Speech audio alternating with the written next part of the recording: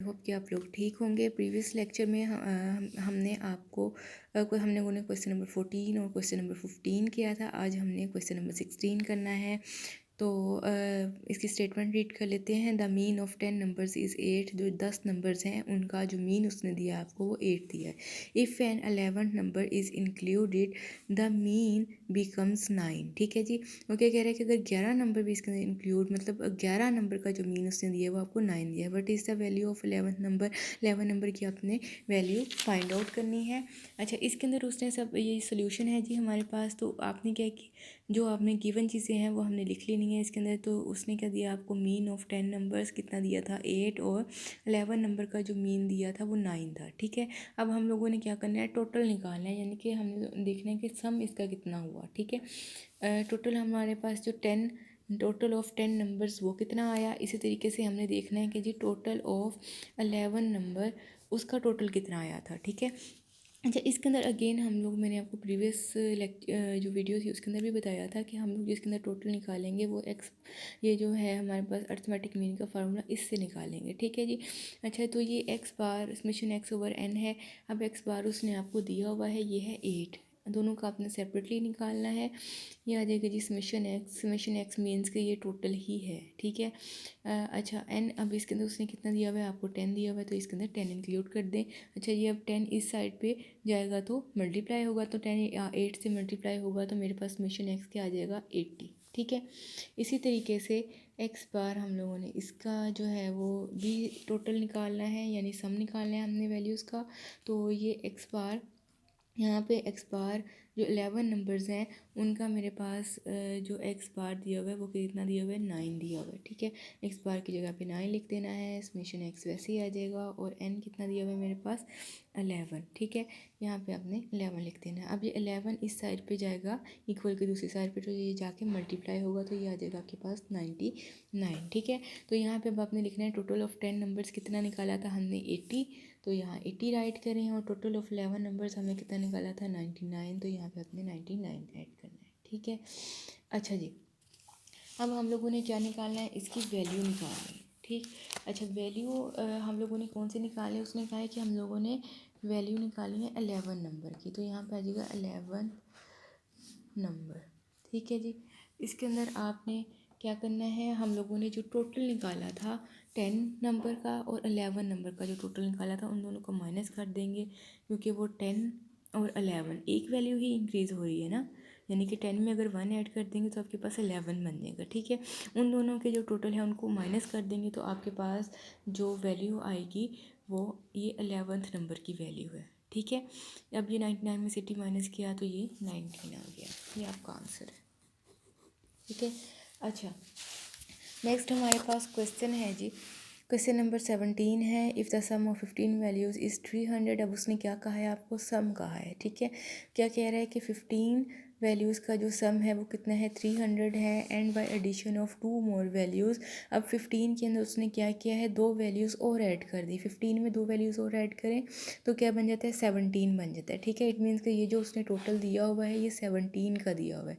300 किसका था, 15 वैल्यूज़ का टोटल था, और जो 360 है वो कितना है, 17 वैल्यूज़ का टोटल है। Find the new values if the ratio between them is 1 and 4। ठीक है जी। हमने 2 न्यू वैल्यूज़ फाइंड करनी है जो हम लोगों ने इसके अंदर ऐड की है। ये है जी क्वेश्चन नंबर 17, ये इसका सोल्यूशन है। ठीक है। अच्छा, अब हमने करना क्या है, जो वैल्यू जो चीज़ें आपको गिवन है सबसे पहले तो वो राइट करनी है कि क्या दिया उसने हमें, सम ऑफ 15 वैल्यूज़ दी हुई हैं, वो कितना दिया उसने आपको 300। इसी तरीके से सम ऑफ, उसने कहा है कि इसके अंदर अगर मैं 2 और ऐड कर दूँ तो 2 और ऐड करेंगे 15 में तो वो 17 आ जाएगा, तो ये आ जाएगा sum of 17 values that is equal to 360। ठीक है जी। अच्छा, इसी तरह से अब उसने कहा है कि जो सम ऑफ 2 न्यू वैल्यूज़ हैं, यानी कि हम लोगों ने क्या निकालना है, ऊपर वाले क्वेश्चन की तरह ही है, सम ऑफ 2 न्यू वैल्यूज़ जो हैं क्या करेंगे, इन दोनों को माइनस कर दें। 360 को माइनस करेंगे 300 में से तो आपके पास आंसर आएगा जी 60। ठीक है जी। यानी कि जो 2 न्यू वैल्यूज़ हमने इसके अंदर ऐड की थी उनका जो टोटल है वो कितना है, 60 है। अब हम लोगों ने रेशो देखनी है इसके अंदर, तो यहाँ आप लिखें जी sum of ratio between new two values. ठीक है जी, जो उसने रेशो दी थी क्वेश्चन में, उसने रेशो दी थी 1 और 4 की, तो अपने 1 + 4 कर देना है, ये आ जाएगा जी आपके पास 5। ठीक है, अब हम लोगों ने क्या करना है कि फर्स्ट वैल्यू जो हमारे पास थी,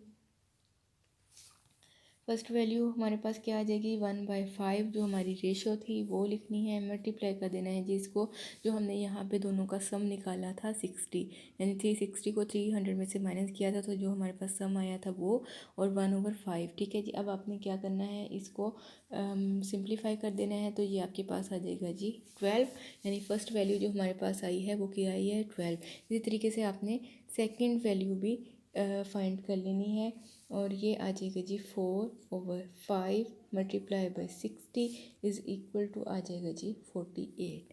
ठीक है, ये था जी question number 17।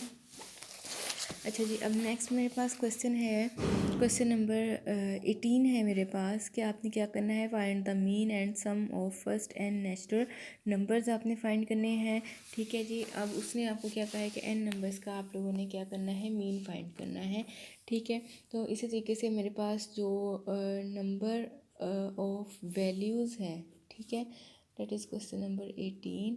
Number of values मेरे पास कितनी है, वो मेरे पास क्या है, n है। ठीक है, अब हमें नहीं पता कि कितनी वैल्यूज़ है, उसने आपको n कह दिया है। ठीक, अच्छा, इसी तरीके से हम लोगों ने क्या करना है,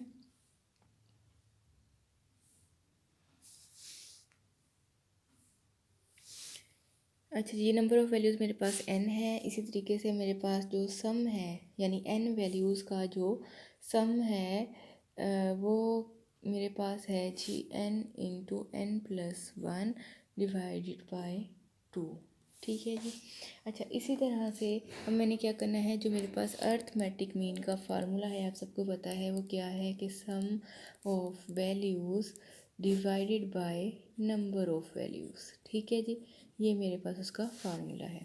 अच्छा, अब इसके अंदर क्या करना है, मैंने सम ऑफ वैल्यूज़ ये है मेरे पास, नंबर ऑफ़ वैल्यूज़ ये है, इसको पुट कर दें, n into n+1 divided by 2 into divisor में आ जाएगा नंबर ऑफ़ वैल्यूज़ कितनी है आपके पास, n आ जाएगा। ठीक है, अच्छा, अब हमने क्या करना है कि ये जो 1n है, इसको 1/n की शेप में हम अलहदा से लिख सकते हैं ना, n into n+1 divided by 2 multiply by 1/n, इसको हम इस तरह से राइट कर लेंगे। ठीक है, इसके बाद क्या होगा, ये n जो है नीचे है, ये ऊपर है, ये दोनों जो है वो कैंसिल आउट हो जाएंगे, तो आपके पास आंसर आ जाएगा n+1 डिवाइडेड बाई 2। ये आपका अर्थमेटिक मीन आ गया है n नंबर्स का।